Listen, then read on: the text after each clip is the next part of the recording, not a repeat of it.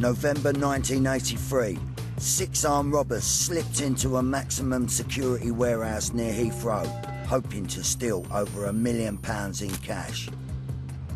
I thought to myself, well, you know, are they going to just take the goods and go, or are they going to kill us at the same time? They poured the petrol down over my chest, and I was told in no uncertain terms, if the alarms went off or the police turned up, they'd put a match to me and put a bullet through the back of my head.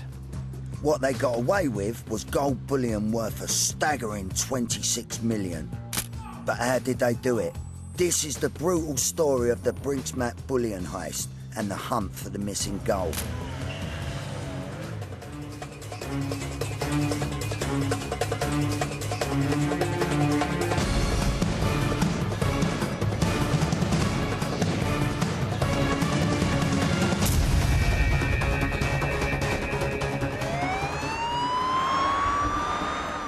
Biggest ever armed robbery was carried out at the Brinks security depot at Heathrow. The gang escaped with £26 million worth of gold bars, weighing nearly 3 tons.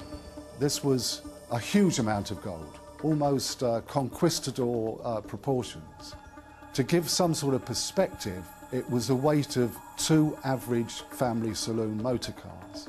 The biggest ever robbery in British criminal history. One of the most audacious robberies ever carried out in Britain. Offence, £26 million worth of gold stolen in Britain's biggest ever robbery. Must have been a large and well-organised operation. To be honest, I was in complete fear of my life and also the lives of my colleagues, especially when they tell you where you live and then they tell you how to get into your own vault.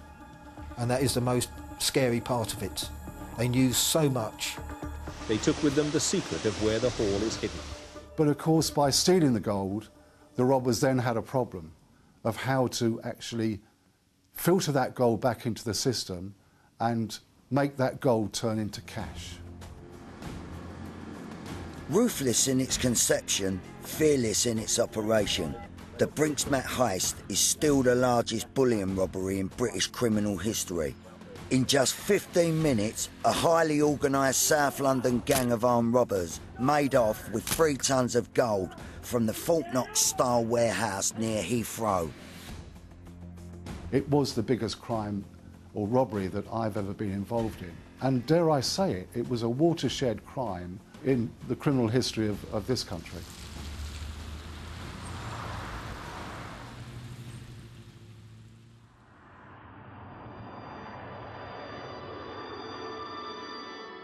Saturday morning in November 1983, the start of the early morning shift at the Brinks warehouse. Security supervisor Mike Scouse had to wait until precisely 6:30 AM to open the doors to his team of security guards. Robin Risley, Richard Holliday, Peter Bentley and Ron Clark. Being based at Heathrow Airport, we handled a lot more high-value goods. We handled banknotes, we also handled diamonds, gold bars, precious metals, and anything of high value. Every day was different. Some days it was pennies, other day it was millions. When you pick up, say, £5 million, it doesn't register as £5 million. To be honest, you didn't worry about the value. You worried more about the pound in your back pocket, because the pound in your back pocket belonged to you. Once in, the security guards went about their normal duties. One of the lads was making the tea, as per usual, and the others were getting their bits and pieces together, security equipment, etc. We then got the various books out and the keys, and we started to discuss what was going on. We're going through the airway bills and sort of just doing a rough calculation, and we realised there was an awful lot of gold to be moved that morning. And the vehicle that had been allocated couldn't really take the weight, it was just over 3 tonne.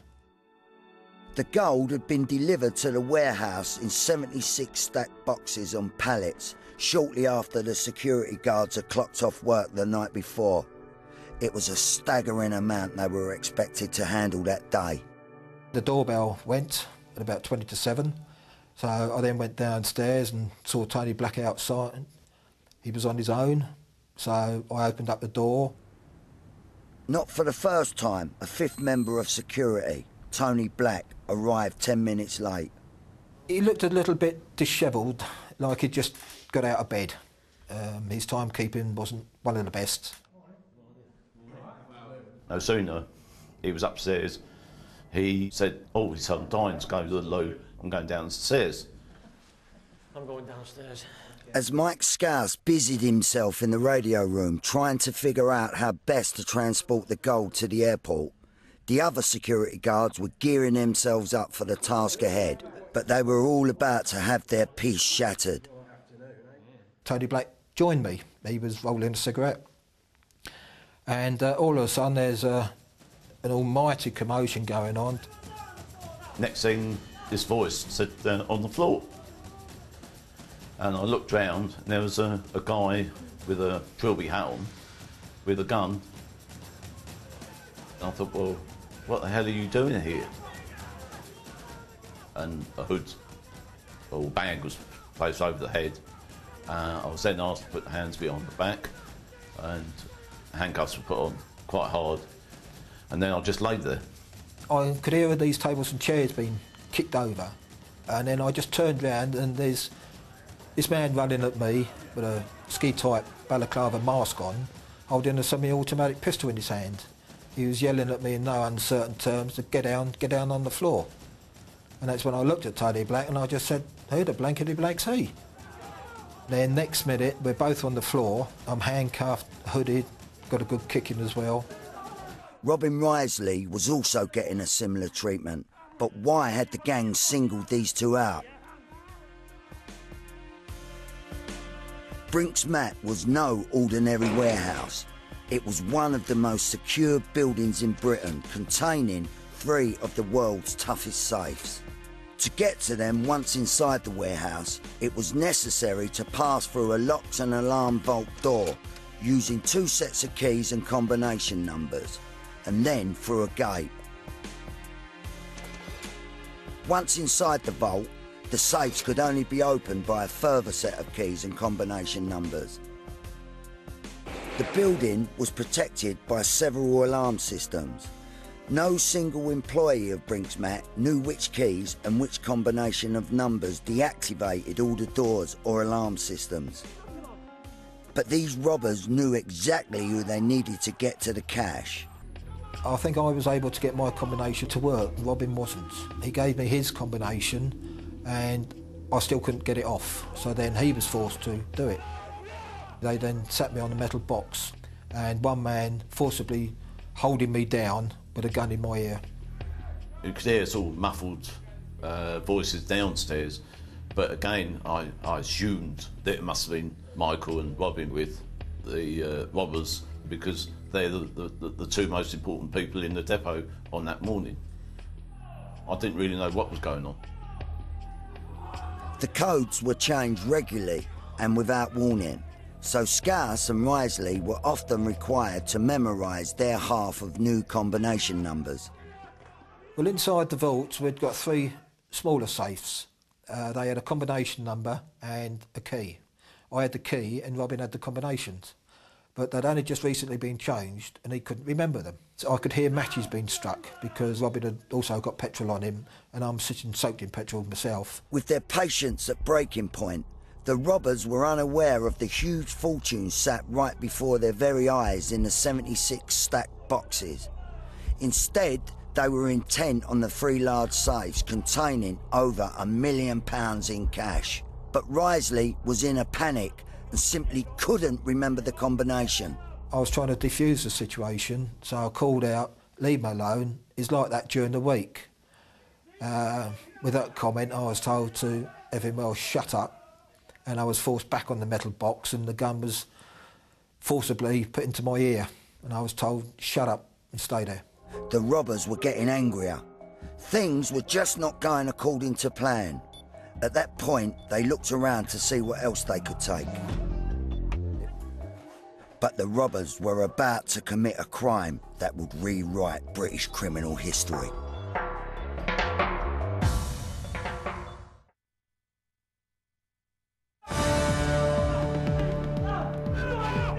Six highly organised armed robbers had come determined to steal around £1 million in cash from the Brinks Mat warehouse.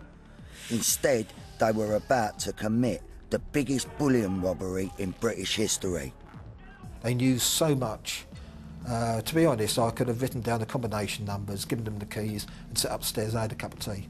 They told me how to get into my own vault. They were very well practiced in what they did. It was a military type operation, driven by adrenaline and armed as well.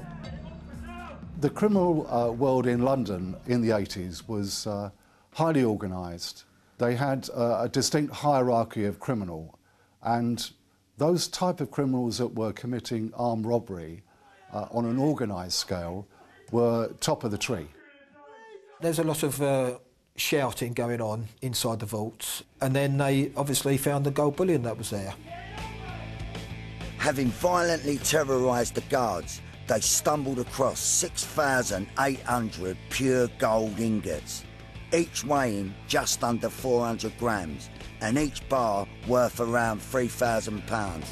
The haul was getting on for 3 tons, with a value in the region of £26 million. Now, the gold was inside the vaults. It was on pallets. So then they said, who can open the shutters to let a vehicle in? And I said, Tony Black. Black was ordered to open the shutter doors as the vehicle drove in. The pallets stacked with bullion were quickly loaded onto the vans. I was lying there, I had no idea what they'd come for, and then all of a sudden, all you heard was bang, bang, bang. And I thought, oh my God, they're taking the gold. I still didn't know at the end of the day whether we would all live or die. And I just said to one of them, you load it a bit quicker than we do. And I was just told in no uncertain terms to shut it. And all of a sudden, we heard this voice saying, thanks ever so much for your help and have a very nice Christmas. As the engine noise slowly faded into the distance, the guards were left with nothing but silence. I then gave it a couple of minutes, then I called out to all the lads and all of them answered, so I knew that they were all alive and in one piece sort of thing.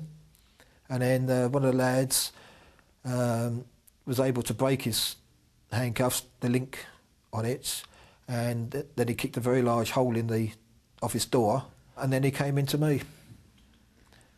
By then he'd, I think, released Tony Black, and then they got some a screwdriver and a hammer, and then they broke my handcuffs.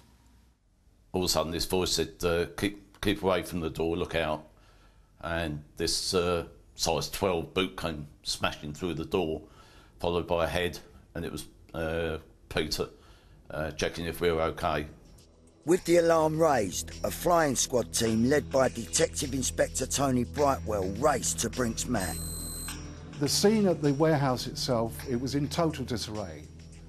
There was upturned chairs, there were masks, gags, ropes lying all over the place. There was an unbelievable stench of petrol, where petrol had been poured over the guards. The whole thing was in disarray. I should point out that the robbers had carried out this robbery and got away from the premises in a matter of 15 to 20 minutes. This was high-speed stuff. Crimes such as this cannot happen unless you have someone working for you on the inside. Now, that could be someone that was on duty at that time, it could be another person in the employ of Brinks Mat, or it could be someone that's left the company. But it's right to say that even in the first minutes of us being informed of this crime, we were focusing on an inside agent. As far as the other guards are concerned, and specifically Michael Scouse, it's fair to say that they were regarded from the early moments as being involved. Until they can actually get a suspect or charge a suspect, then basically all 6 of us were suspects. Well, being the key man, not only did I have some of the combinations and the keys, I also had some of the passwords for the alarm companies. So I was number 1 suspect, if you like. Their houses were searched, certain items would have been taken, They would have been interrogated quite forcibly to see if they were involved. They were put through the hoop, make no mistake about it. Instead of being taken to the hospital, I was taken up to Hounslow police station, where they took off all my clothing for forensics. Scouse was under investigation for several days, and it culminated in the flying squad arresting him on suspicion of being involved in this robbery. One would ask me a question and then I would try and answer it, and then one of the others would jump in and said, 5 minutes ago you said. So then my brain would start to backtrack, what did I say 5 minutes ago? Somebody had set me up, and that was what was at the back of my mind, who's done it?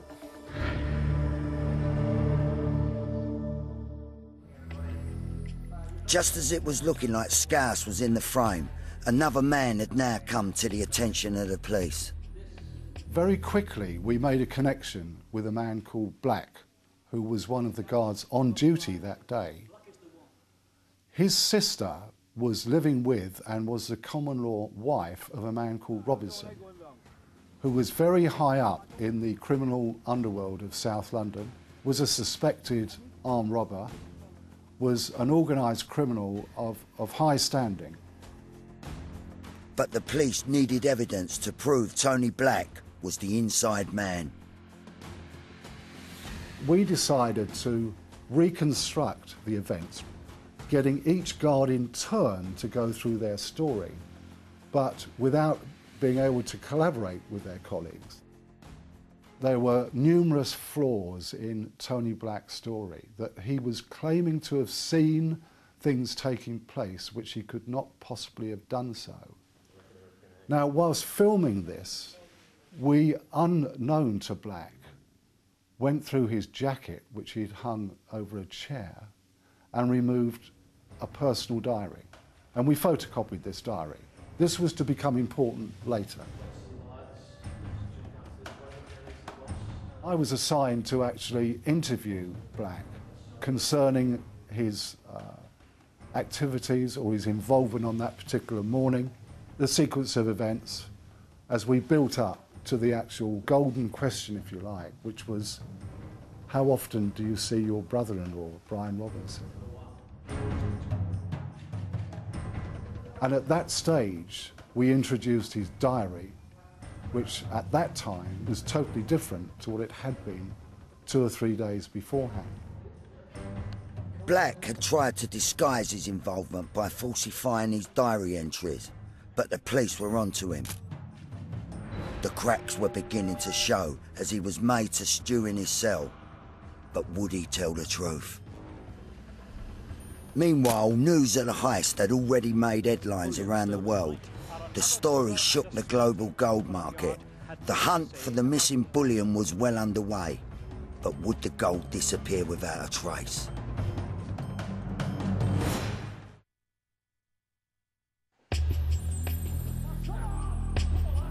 A gang of 6 armed robbers had pulled off Britain's biggest heist with an incredible gold bullion haul of £26 million, stolen from one of Britain's most impenetrable buildings, the Brinks warehouse. With the inside man reaching breaking point, the police were now on the trail for the missing gold. Each ingot is serially numbered. The only way that you can move those ingots is, first, you have to melt them to get rid of any identifying marks.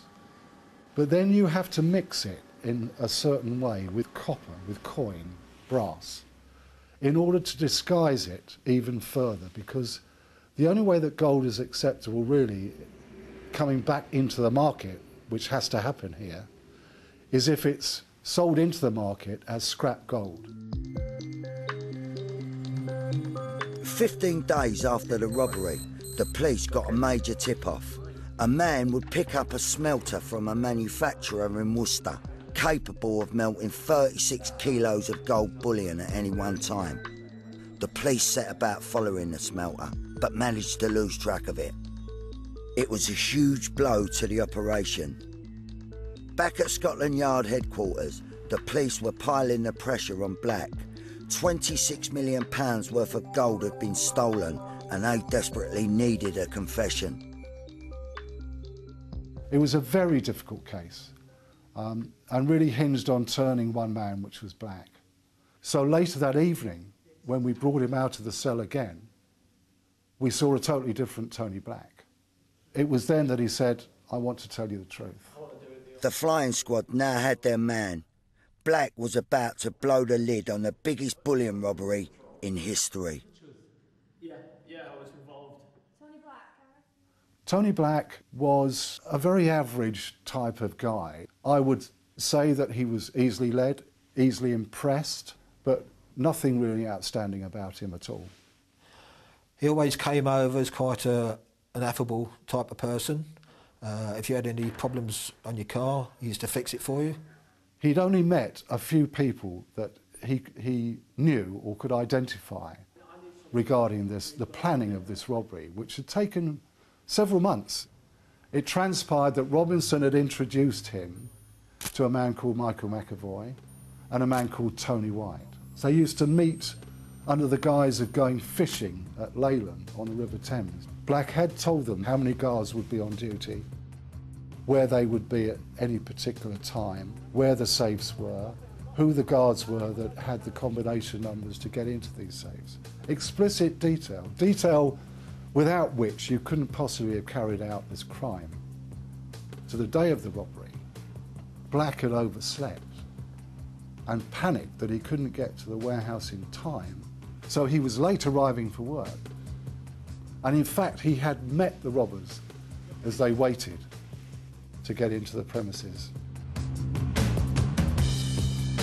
Prior to the armed robbers bursting through the door, he had excused himself and gone downstairs to the toilet. He obviously, at that time, was helping the robbers into the premises. Tony Black had committed the ultimate betrayal, putting the lives of his colleagues on the line. I was still in bed because of my blisters. I couldn't do anything. And I was out of bed, television on, and I sat there and I shook and I shook and I shook. I was absolutely shocked. The legs went. I managed to stand upright. I don't know how, but I managed to stay upright. And looking back now, I felt sick at that time, more sick than I did on the day of the robbery.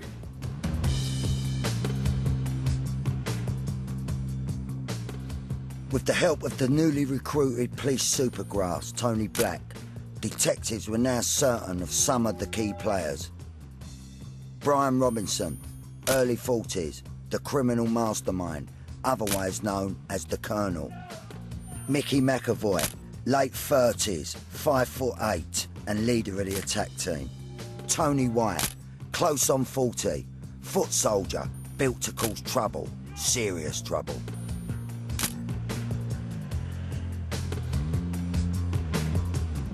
This was a highly organised gang, or gangs that were carrying out these robberies. They were all known to each other.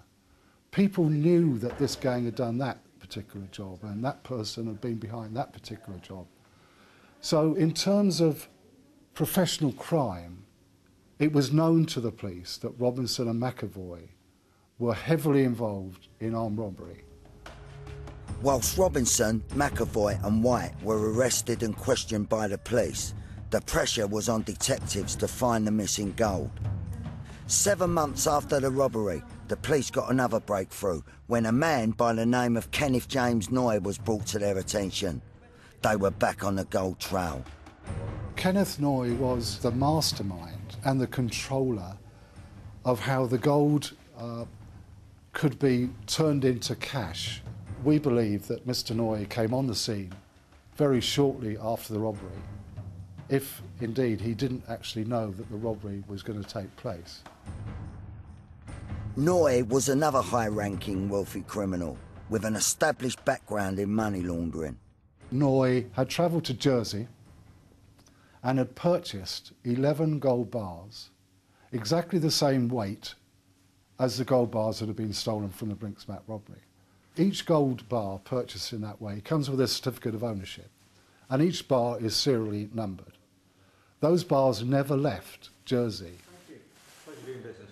Thank you. Bye-bye. But what Noy was obviously doing was buying those gold bars to get the documentation that went with those gold bars, so that he could move 11 gold bars from the bullion robbery around at any one time without raising suspicion should he be questioned or stopped. Despite Noy's best efforts to avoid any suspicion, he was very much on the flying squad's radar. Undercover police officers were watching Noy having secret meetings with a man called Brian Reeder. Reeder was calling at Noy's premises on an almost daily basis. And every time these two met, we ascertained that a very heavy bag was going from Noy to Reeder. Now, my team worked on this for several days and eventually followed Reeder to Hatton Garden. From there, they saw the same bags being taken down to Bristol, to a company called Scadlin. It was their job to then mix it with base metal, copper, brass, to give it the appearance, if they could, of scrap gold, and then sell it on the open market. And invariably, in this case particularly, a lot of this gold actually ended up back with Johnson Matthey, the people that originally lost the gold in the first place.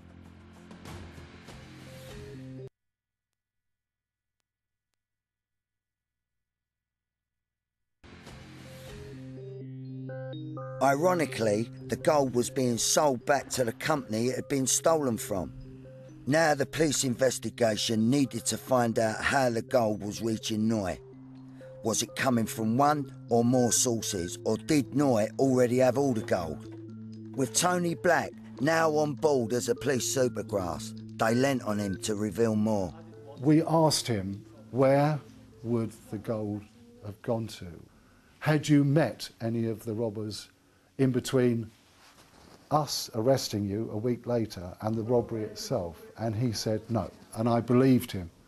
It was counterproductive for the robbers to actually meet him after the event.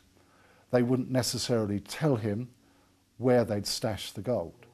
Instead, Black's first test as a police supergrass was to come in the form of an ID parade. Black would have to go and touch the likes of McAvoy on the shoulder and identify him as being involved in the Brinks robbery. And as Black approached him to touch him on the shoulder, he hit Black full in the face.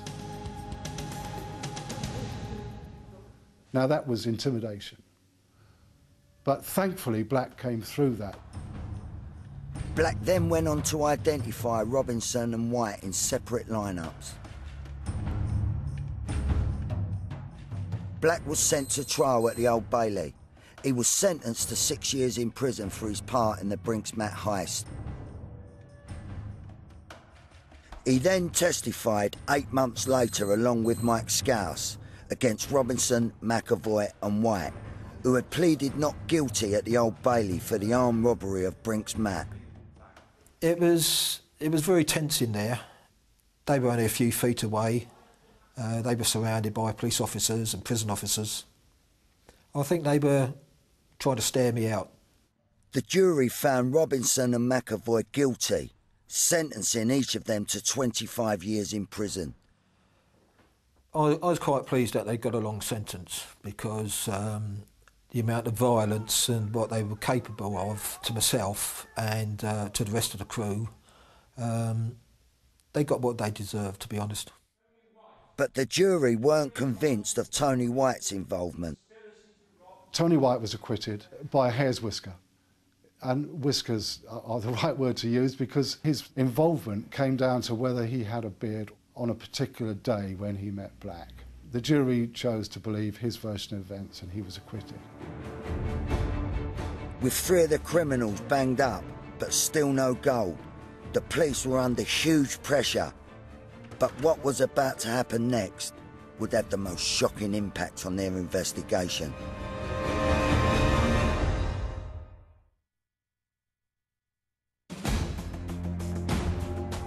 After the conviction of gang leaders Robinson, McAvoy and Supergrass Tony Black, Scotland Yard detectives desperately needed to track the missing gold. They had already established that from Kenneth Noye's house in West Kingsdown, Kent, Brian Reeder was collecting the gold and delivering it to a small office in Hatton Gardens, London. From there, the gold was being transported down to Bedminster, near Bristol, to a small bullion company called Scadlin, where it was bought, smelted and resold back to the open market as scrap gold. Now, a huge amount of cash, obviously, would be generated by disposing of this amount of gold. Scadlin, obviously, would have to pay for this gold.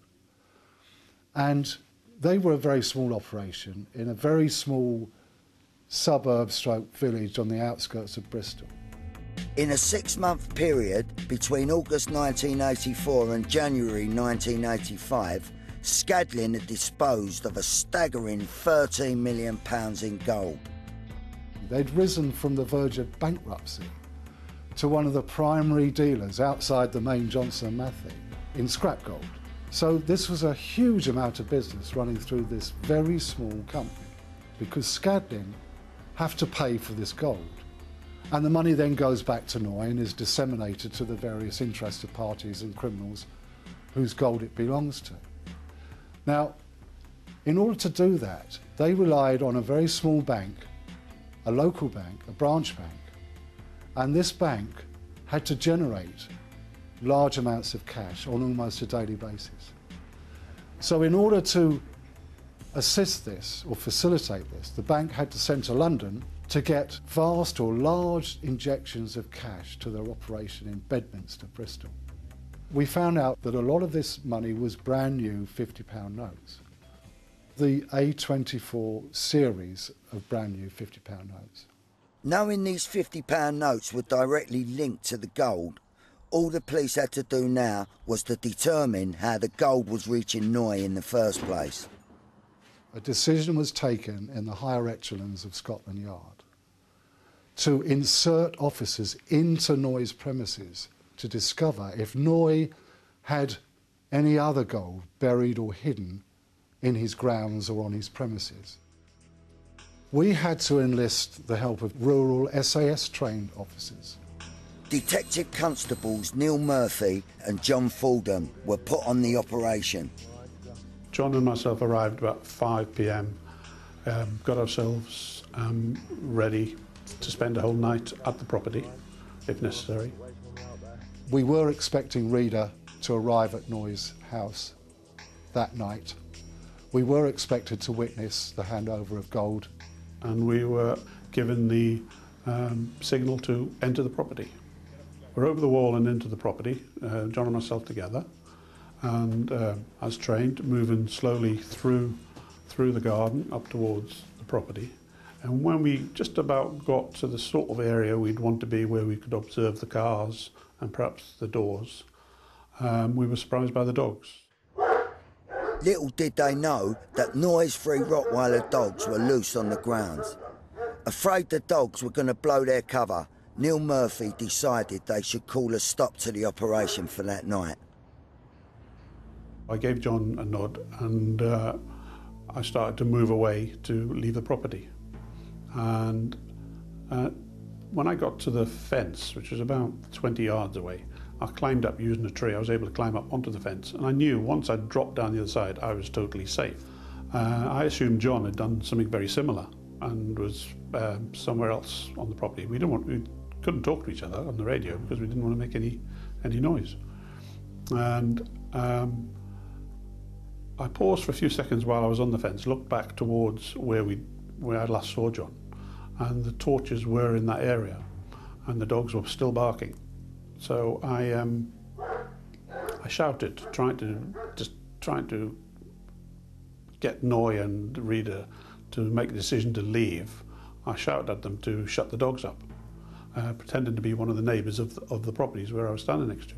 Then the torch started to come my way a little bit, come towards me. So because of that, I made a decision to leave the property, and I jumped down into the garden and made my way back towards the front of the property.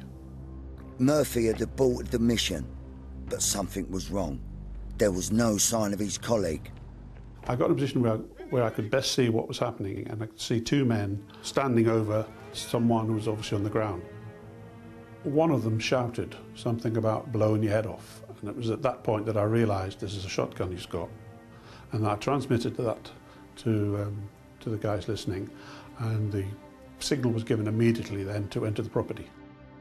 With their surveillance operation blown, the flying squad burst onto Noy's grounds.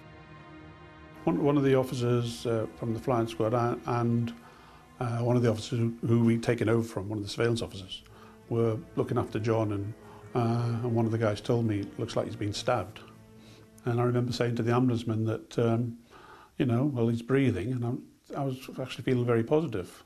But the ambulanceman said, no, he's not breathing, it's the oxygen we're giving him is pushing his chest out, doing the breathing for him.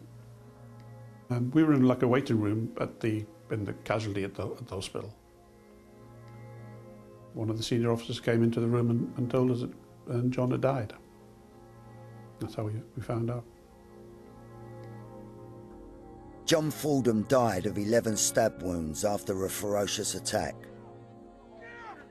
Kenneth Noy was arrested at the scene. Reader was arrested fleeing from the property.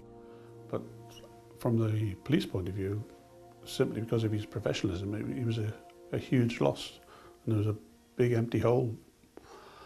I can't talk about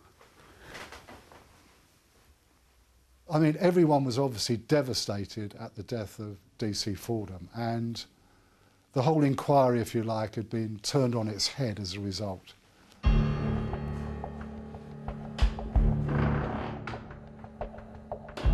With Noy in police custody, his house and grounds were searched. 10 hours later, an officer found the evidence they really needed to link Noy to the Brinks Mat bullion. We did find 11 gold bars on the doorstep, pure gold that had been obviously melted and recast prior to them going to Bristol. At the time, the 11 gold bars were worth around £100,000. What was left was to now take action against all the people that we knew were involved in disposing of our gold. Within 24 hours, various premises in Bristol area, in London, were raided by hundreds of officers who came in to assist at that particular time, and we had to secure what evidence was left to us. But significantly, very significantly, the one pieces of evidence that we did find were A24 series £50 notes, which we knew had come from Scadlin. With Noy's property raided and the gold and £50 notes found on his premises, D.I. Brightwell turned his attention to questioning Noy. Immediately, Noy engaged me in a Masonic hand signal, and I recognised this, and I looked at him and thought immediately to myself that here is a man that's trying to ingratiate himself with me, thinks that I'll be able to help him, and is obviously looking to do business, as it were. In ordinary circumstances, if John Fordham had not been killed, I would have been delighted to talk to this guy, to do a deal, as it were, with him, because he knew where the gold was coming from. But I knew, because a copper had been killed, that there was no way that this could happen. And as soon as he learnt of my feelings on that, he really showed a different side of himself, but I could see the aggression building in him. With no deal struck, the police found it almost impossible to get any more information on the gold trail. 10 months later, Noy stood trial at the Old Bailey for the murder of DC John Fordham. I knew that Noy had probably one of the best criminal barristers that I've ever come up against in my time in the police. I understand that the jury were taken down a Hollywood cottage at night to replicate these conditions, and basically put the question to them, how would you react if you'd have confronted someone, as John Fordham was, dressed in black, blacked out face, in the middle of the night? How would you have reacted? Would you have acted in self-defence? And the jury chose to go down that route where they agreed it was self-defence and acquitted him of murder. John Fordham, when all said and done, was unarmed. As I've always said, the 11 stab wounds is not self-defence. That's a frenzied attack. It was a confident Noy who strolled back into the Old Bailey 5 months after his acquittal for the murder of John Fordham. This time he was facing charges for handling the Brinks bullion and a second charge of conspiracy to evade VAT. Would Noy be able to walk free this time? First and foremost, we have to convince the jury that this gold is from the Brinks robbery. And we do that by proving that it's fine gold, i.e. the 4 nines gold, 99.99% gold. Now, once you've done that, you're halfway there to proving circumstantially that this gold, although the numbers had been obliterated from it and any identifying mark taken off it, must have come from the bullion robbery. But the real clincher for me was the A24 series notes, because after his arrest, it gave us time to look at the accumulated wealth of people like Noy and other associates. They all linked together through these A24 series notes. The jury found Kenneth Noy guilty, both of conspiracy to handle Brinks gold and VAT fraud. He was sentenced to 14 years in prison. The only saving grace through the whole thing was the fact that he was convicted of handling the gold. I think if he'd walked free from court on that, hadn't killed John, that would have been devastating. When I was told that he'd been convicted of handling the gold at least and got the maximum sentence of 14 years, I was delighted to hear that. In fact, I was shaking, just shaking with, trembling with excitement that at last he had his comeuppance and he was going away. Scadlin boss Garth Chappell was sentenced to 10 years, whilst Brian Reeder was jailed for 9. But despite years of police work, the greatest unanswered question of the heist still remains. What happened to the rest of the gold? We knew that the chances of us ever recovering any more gold were minimal, because our lines of inquiry regarding gold and how it was getting to Noy's house unfortunately had died with John Fordham, and there was no way that we could reconstitute that investigation. The route would now be dead and buried. The gold may have gone, but for those involved, the scars still remain. The only place I ever imagined that I would be involved in the robbery would be outside doing what we would call a bank move. I never once imagined a robbery would take place at the depot. Well, I say that was my second. I had another 2 after that. And then in the end, I thought it was time to get out before I was carried out feet first. You sit there and you look around people and you think, even after the robbery, I mean, the guys that were here then, you look around them and you think, can I trust you? Yeah. As far as I'm concerned, Tony Black is a scum of the earth for what he did to myself and to my colleagues, but also our families. And I hope he rots in hell. The only thoughts I have are for John's family. I think about them quite a lot and how they've missed all the years that they haven't had with him. As far as recovery of the gold was concerned, the 11 gold bars found at Kenneth Noy's house was the only gold ever recovered from the bullion robbery. Now that's 11 gold bars out of 6,800 gold bars. 13 million of gold was disposed of. But that's only half. So it's pure conjecture what happened to the other half. A few say large amounts of bullion were flown out of the UK. Others think the bulk of it is still hidden in Britain. But some believe anyone who bought gold jewellery in the UK after November 1983 could be wearing the Brinks Mac gold.